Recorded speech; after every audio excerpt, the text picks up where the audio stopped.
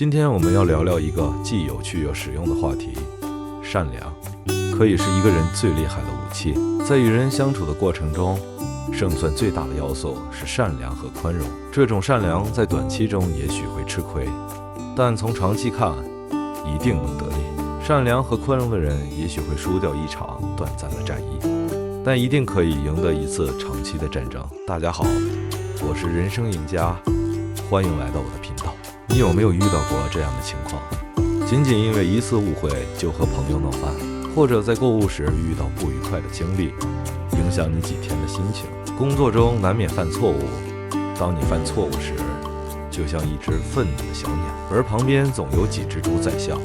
有人尖刻地嘲讽你，你马上尖酸地回敬他；有人毫无理由地看不起你，你马上轻蔑地鄙视他；有人在你面前大肆炫耀，你马上加倍证明更厉害；有人对你冷漠，你马上对他冷淡疏远。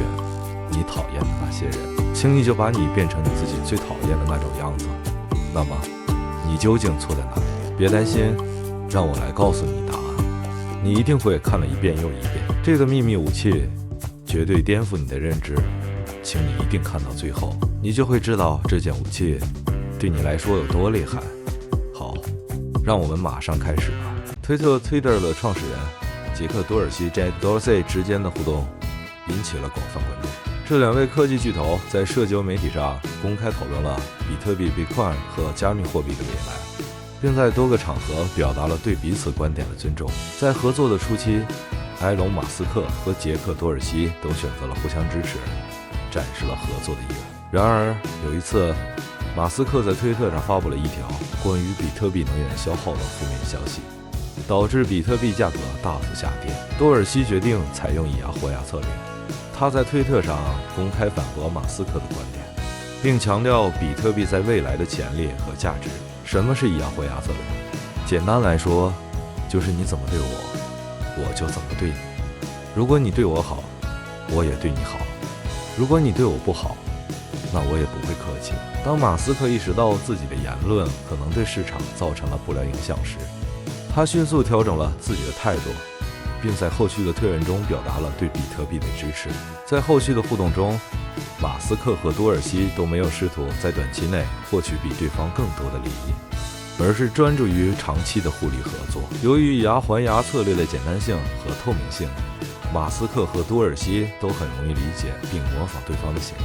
当他们发现这种策略有效且公平时，他们也可能会采用类似的合作策略，从而进一步巩固他们之间的合作关系。你是否认为，当你采取透明和公平的策略时，别人也会更愿意与你合作？在实际生活中，误判和噪声是不可避免的。以牙还牙的宽容特性能够有效减少误判带来的负面影响。如果马斯克无意中再次发布了对比特币不利的消息，多尔西会在下一次互动中进行适度的回应。但如果马斯克立即改正错误，多尔西也会迅速恢复合作，从而避免长期的敌对状态。你是否经历过因为误解而产生的矛盾？又如何通过宽容来化解这些矛盾？实际生活中的策略，购物中的以牙还牙。让我们从购物开始说起。最近有一则新闻引起了大家的关注。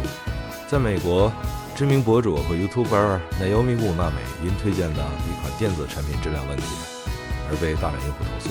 有一位用户张先生分享了他的经历，他在 Naomi Wu 的推荐下购买了一款智能家居设备，收到后发现设备无法正常工作，联系售后多次却得不到解决。他决定在 Twitter 上公开自己的经历，并艾特了 Naomi Wu。没想到这条推文迅速引起了大量转发和评论，最终 Naomi Wu 不得不出面解决问题，并公开道歉。这就是以牙还牙策略的一个典型应用。通过公开投诉和舆论压力，用户们成功地促使平台改进了售后服务。你有没有遇到过类似的情况？欢迎在评论区分享你的购物经历。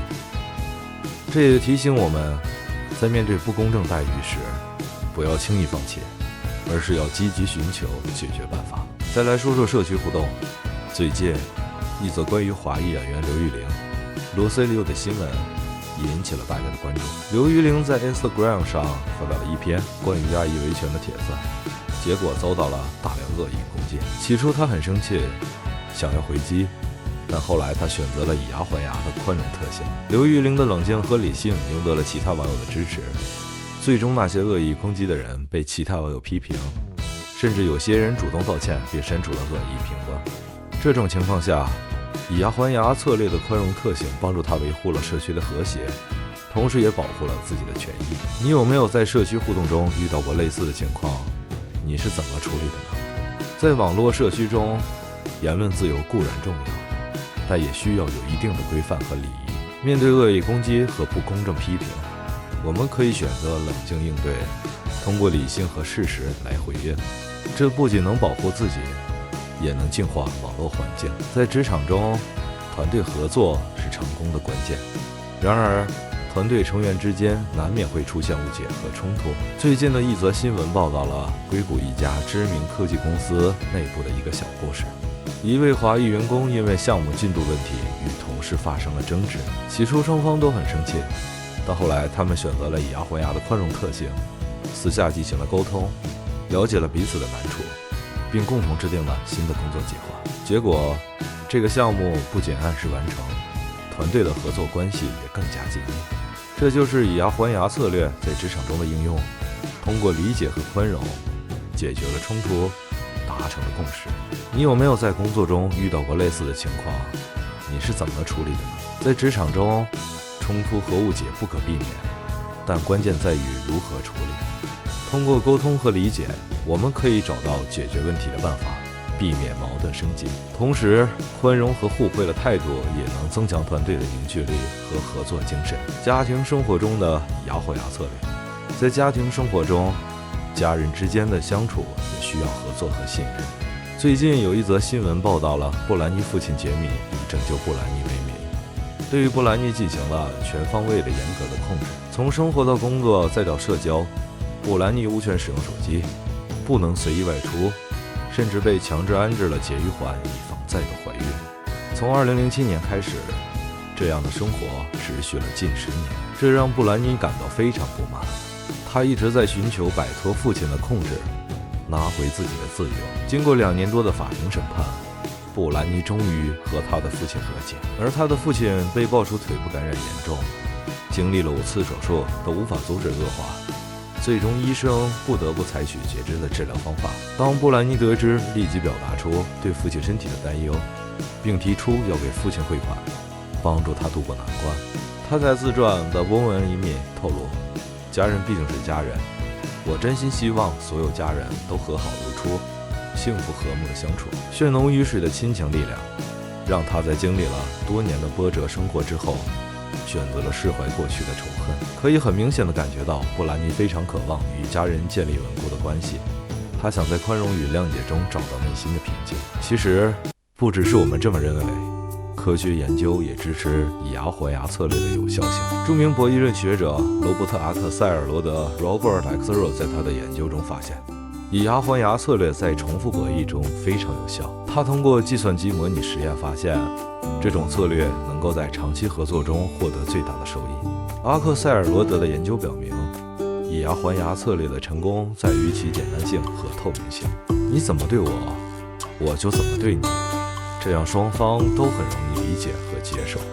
而且，这种策略还有一个好处，就是能够减少误判带来的负面影响。比如果你在社区中无意中发表了一个有争议的言论，其他人可能会在下一次互动中进行适度的回应，但如果你立即改正错误，他们也会迅速恢复正常互动。总结一下，我们在与人相处的时候，善良和宽容的重要性主要体现在以下几个方面：一、建立信任，善良和宽容能够帮助建立和维护信任；二、减少冲突，宽容意味着在对手犯错或背叛时，不会立即采取报复行动，而是给予对方改正的机会；三、长期收益，虽然善良和宽容在短期内可能会吃亏，但从长期来看，这种策略能够带来更大的收益；四、增强合作意愿，善良和宽容能够增强对手的合作意愿；五、建立良好声誉，善良和宽容的行为可以帮助我们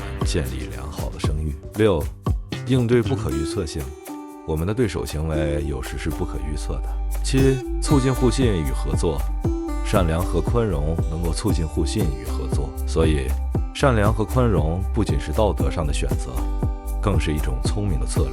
他们通过建立信任、减少冲突、增强合作意愿和建立良好声誉等方式，帮助我们在长期中获得更大的收益和更稳定的合作关系。但是，我们生活中也确实还有一类人，在他们的框架中，你对他们的所有付出，他们都视而不见，对你却有无尽的要求。一旦有机会成了受害者，就会表现得歇斯底里、挑剔，甚至会违心。